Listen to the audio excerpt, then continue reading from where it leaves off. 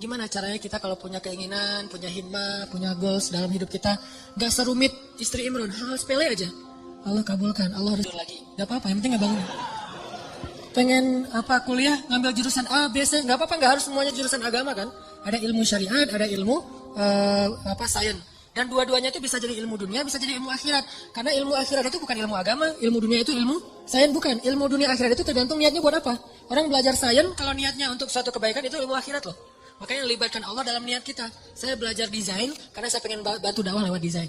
Saya belajar fotografi karena saya pengen bantu dakwah lewat visual. Saya belajar A, B, C sampai Z karena saya pengen. Artinya libatkan Allah dalam proyek kita. Intas dukillah, kalau kita jujur dalam hal itu, jasduka, Allah pasti bantu banget. Makanya kenapa Allah ngasih keajaiban kepada istri Imran? Karena niatnya juga apa?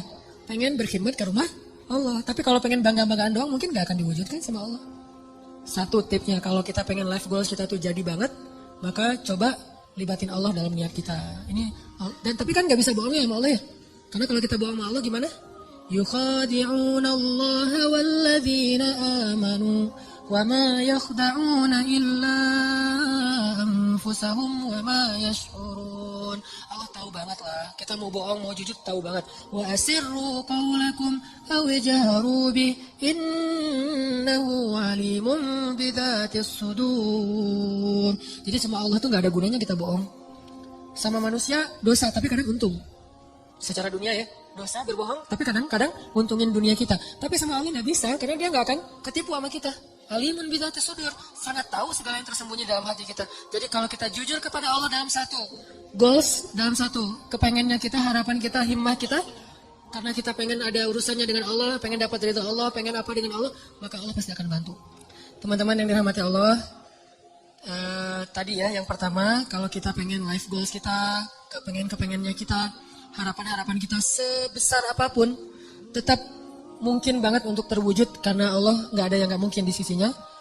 Ala kulli syai'in qadir. Satu tuh intas dikillah yasduka. Kalau kamu jujur ke Allah, Allah akan jujur. Maksud jujur ke Allah tuh libatkan Allah dalam niat kita. Kayak tadi misalnya, kenapa pengen punya pasangan? Biar ada yang mensupport saya buat dakwah. Biar ada yang ngebujuk saya buat ke masjid. Biar ada, semuanya ada urusannya dengan Allah. Nah ini pasti akan Allah mudahin banget. Dan itu akan jadi keajaiban. Jadi kayak nggak pernah kita nyangka itu bisa terjadi. Kalau kita intas dukillah, kalau kita jujurnya ke Allah. Terus yang kedua,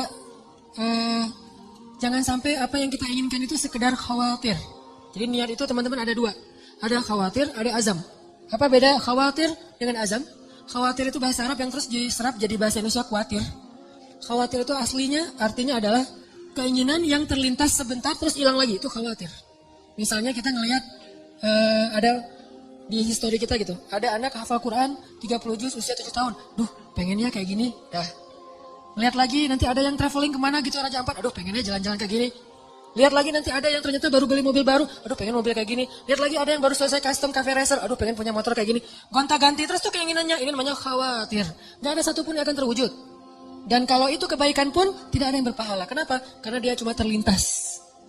Kalau azam, keinginan yang kuat nggak terwujud, belum terwujud aja, itu udah berpahala. Jadi kayak kita pengennya bisa ngafal Quran terus berhari-hari, berminggu-minggu dan diwujudkan dalam usaha-usaha yang semaksimal mungkin. Walaupun kita belum khatam 30 juz, kita udah dapat pahala seperti khatam 30 juz loh. Makanya kan khawatir. Benar-benar pengen gitu. Aduh, pengen banget bisa umrah ketika ngelihat ada teman kita yang posting lagi di Masjidil Haram, di Masjid Nabawi. Aduh, pengen banget setiap hari ngelihat kayak gambar tentang Mekah, Madinah, terus ngelihat orang-orang yang travel, terus kemudian daftar dan berangkat nganterin orang yang selamatan pengen umrah. Karena kita pengen, dan kepengen kayak gini nih kalau kuat di hati kita namanya azam. Belum terwujud aja, udah seperti melakukannya. Dan insya Allah akan Allah wujudkan. Karena itu janji Allah, khawatir. Dan yang ketiga apa teman-teman? Yang ketiga itu saya lupa istilah Arabnya, dulu saya sering membahas cemburu. Cemburu kepada apa? Cemburu kepada orang yang kita jadikan kayak inspirasinya. Contoh Zakaria. Kenapa Zakaria bisa punya Yahya yang luar biasa? Karena cemburu kepada Maryam. Kenapa Imran dan istrinya bisa punya anak dan cucu yang luar biasa? Karena cemburu kepada Zakaria. Gitu. Jadi kita kalau pengen ada satu keinginan-keinginan yang pengen diwujudkan, karena cemburu berat dalam kebaikan ya. dalam kebaikan. Misalnya ngelihat teman kita bisa sedekah, bangun ini, bangun itu, segala macam, bantu anak yatim. Terus kita jadi cemburu. Ya Allah, pengen banget bisa sukses secara bisnis, finansial. Karena itu saya pengen kayak gitu tuh, sedekah. Oh, maka kalau kita jujur cemburunya, jujur ke Allahnya, Allah wujudkan. Harus ada seseorang, sosok, tokoh yang kita cemburuin berat, maka Allah akan wujudkan. Kita nggak jauh dari itu.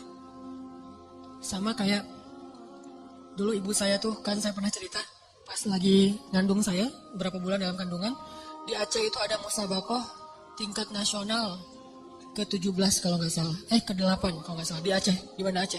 Ibu saya ngadirin acara penutupan musabakoh. Dan qadarullahnya ada satu anak Aceh, Kori, tingkat anak-anak tuh juara 1 pas pengumuman. Namanya kalau nggak salah Muhammad Yanis Yahya. Terus karena dia juara, dia disuruh ngaji penutupan gitu kan, perform lagi di penutupan. Pas dengerin dia ngaji tuh ibu saya kayak kena banget gitu, tersentuh banget. Lalu dia ngusap-ngusap perutnya sambil mengatakan, ya Allah, mudah-mudahan bayi dalam kandungan saya itu kayak gitu. Itu kata ibu saya.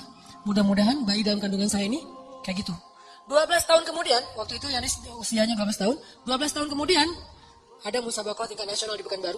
Saya ikut musabakoh mewakili Aceh, tingkat anak-anak, Kori. Dan Alhamdulillah Allah takdirkan juara 1. Dan ibu saya mengatakan, inilah doa saya 12 tahun yang lalu. Persis gitu. Karena apa? Karena ada rasa cemburu dalam kebaikan. Nah, siapa yang sekarang kita cemburui? Boleh, teman pas reunian dia datang berdua. Cemburu berat kan ya?